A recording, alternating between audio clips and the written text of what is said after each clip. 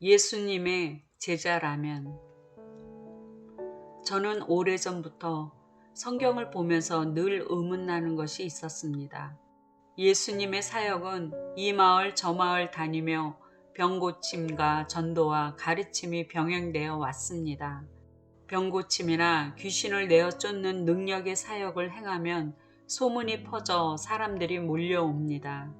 그들을 향해 예수님은 자신을 증거하고 가르치셨습니다. 능력이 예수님을 증거하는 초석이 되었지요. 복음서를 살펴보면 먼저 제자들이 가나안 혼인 잔치에서 예수님이 행하신 첫 번째 기적인 물로 포도주를 만든 것을 보고 비로소 믿게 되었다고 나옵니다.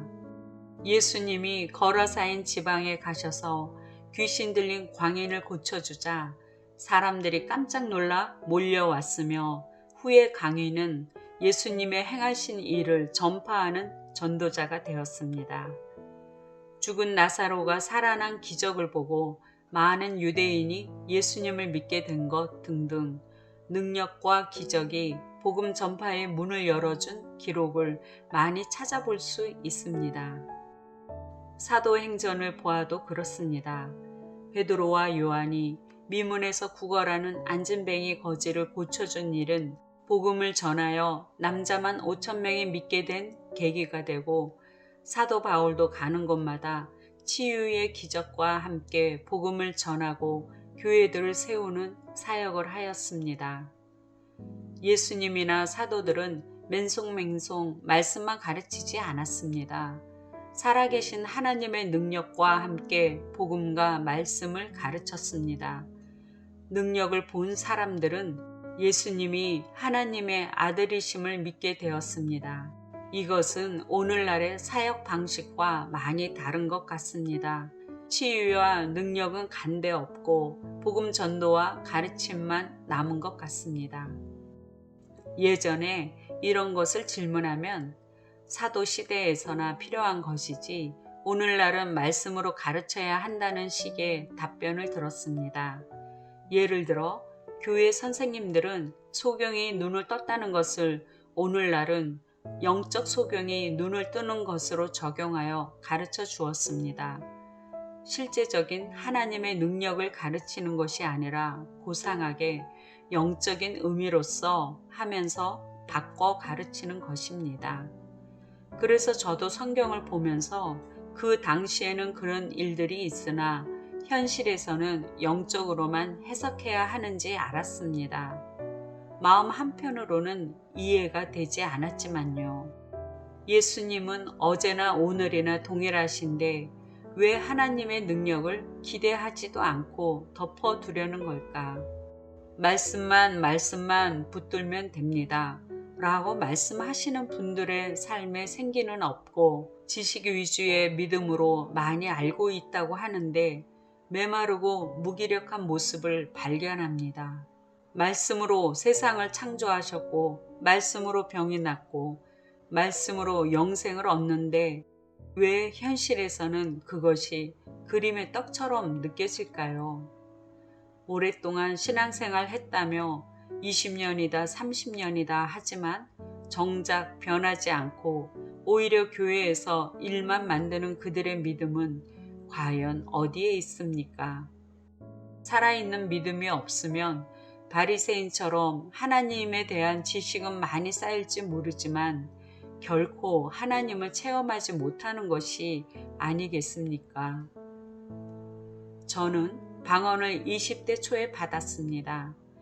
방언은 생각이 복잡하고 의심 많고 분석적인 유형의 사람의 경우 받기 어렵습니다. 제가 그런 유형입니다. 고등학교부터 교회에서 기도할 때마다 방언의 은사를 간절히 구했습니다. 옆에서 방언으로 유창히 기도하는 이들이 얼마나 부러웠던지 울기까지 구했지만 이상하게 방언을 할 수 없었습니다. 그것 때문에 많이 속상했습니다. 졸업 후 직장생활 하면서도 여전히 방언에 대한 목마름이 있었습니다. 믿음의 어느 경지에 이르면 하나님만이 알아들을 수 있는 언어로 기도한다는 말이 얼마나 매력적으로 들리는지. 그 후로도 방언을 구하다 좌절한 적이 한두 번이 아니었습니다. 그러다가 하루 휴가를 내어 오살리 순복음 기도원으로 갔습니다. 정기적인 낮 예배를 드리고 있었는데 그 당시 하루에 한두 번 기도원 원장님이자 조용기 목사님 장모 대신 최자실 목사님이 잠시 둘러보는 시간이 되었습니다. 저는 그 사실도 몰랐지만 아마 하나님께서 저의 기도를 듣고 예비하신 것이라 믿습니다. 최자실 목사님과 함께한 아주머니 부대들은 방언 기도와 찬양을 했습니다. 방언 찬양 시작하면 합창하듯 나오고 멈추라면 멈췄습니다. 방언을 자유자재로 하는 것이 너무나 신기했습니다. 최 목사님은 방언 기도의 중요성을 잠시 설명해 주셨는데 지금도 쩌렁쩌렁한 음성이 기억에 남습니다. 그리고 이렇게 말씀하셨습니다. 아직도 방언 못 받은 사람이 있습니까? 방언을 받아야 합니다. 그런 사람이 있으면 일어나세요. 오늘 다 방언 받고 가시기 바랍니다. 저는 자리에서 벌떡 일어났습니다. 앞으로 나와 줄을 서서 기도하고 있는데 최자실 목사님이 옆 사람들에게 안수기도하는 소리가 들려왔습니다. 속속들이 방언이 터지고 있었습니다. 제 마음속으로는 이번에는 정말 받을 수 있을까 하는 마음이 들었지만 의심을 버리고 기도에 전념했습니다. 드디어 내 차례. 나는 왜 그분을 능력의 여종이라 부르는지 그때 알게 되었습니다. 내 머리에 손을 얹자마자 뜨겁게 불이 내 몸속으로 타고 흘러가며 곧바로 입술의 기도가 랄랄랄랄 방언으로 바꾸어졌습니다. 그렇게 오랜 시간 방언 달라고 기도했던 시간에 반해 한순간 성령 세례를 받은 것입니다. 얼마나 감격했는지요. 방언 잊어버릴까봐 자꾸 하다 보니 랄랄랄 방언은 나라 방언이 되었답니다. 그 이후 여러 종들에게 안수기도를 받았지만 그렇게 뜨겁게 전달된 적은 없었습니다. 요즘 저는 예수님과 제자들처럼 사역이 임하기를 간절히 기도합니다. 죽어가는 사람들에게 말씀으로만 전해서는 그들이 눈 하나 꼼짝하지 않기 때문입니다. 능력의 말씀을 보여주고 싶습니다. 살아계신 하나님을 직접 보여주고 싶은 것입니다. 방언을 사모하는 지체들에게 최 목사님처럼 손을 얹고 기도하여 방언의 은사를 받게 하고 싶습니다.